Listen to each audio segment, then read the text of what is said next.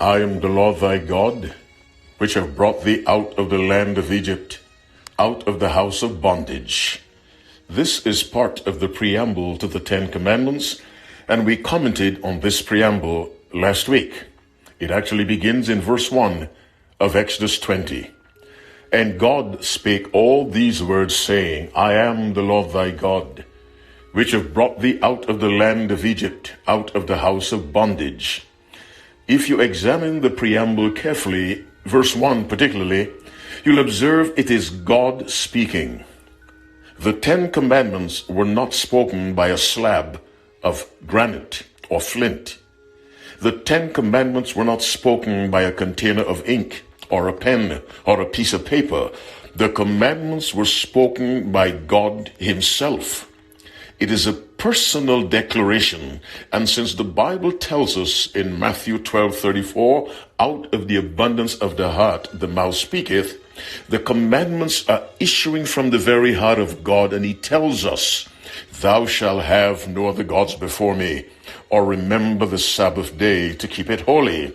The preamble introduces a personal being speaking to his creation. We discovered last Friday that the preamble also presents God as a savior, because deliverance from Egypt spiritually is deliverance from sin.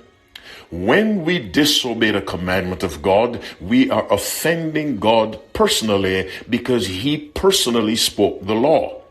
The fourth commandment presents God as a creator. What we have is the fourth commandment presenting God as a creator. The preamble presents God as a savior. You put those two together, then you and I can begin to understand the severity of disobedience to God. We are disobeying the creator who preserves life. We are disobeying the savior who can deliver us from the condemnation of the law which comes upon us because of disobedience. My listening friend, to disobey God is a very, very serious crime against divinity. Let me say that again. Disobedience is a crime against divinity. It is not a crime against Moses or Elijah or me. It is a crime against divinity because it was God who spoke the Ten Commandments. He who is Savior, he who is creator. You reverse that order. He was creator first. Combine the two, and we are offending the only person who keeps us alive and who can preserve us spiritually. He has told you in very clear language, remember the Sabbath day. Will you obey the creator and the savior who spoke those words? Or will you, in a very careless, cavalier manner, disobey the preserver of life, physical and spiritual? My listening friend, disobedience is the crime of crimes against God, because the law is the personal expression of God himself. What do I mean by God himself? He who is both creator and savior.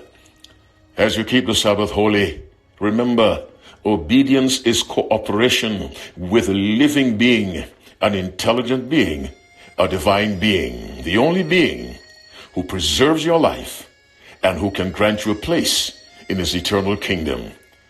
May the Lord bless you as you obey the Creator and Savior and you keep the Sabbath holy.